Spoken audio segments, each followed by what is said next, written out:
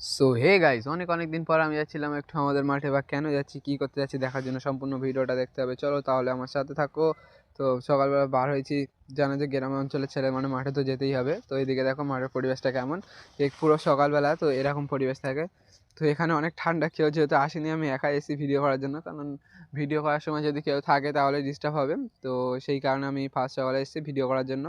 তো সকালের পরিবেশটা ঠিক এমনই থাকে, গ্রাম অঞ্চলের ছেলেরা ঠিক ভালোভাবেই বুঝবে, এবং যারা বাইরে থাকে তাদের তো একটু দেখা দরকার।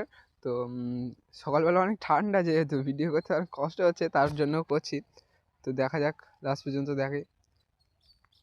আমাদের এইখানে অনেক রকম সবজি চাষ হয় যেহেতু। তো বেশি কিছু বলবো না, আজকের ভিডিওটা এরকমই ছিল।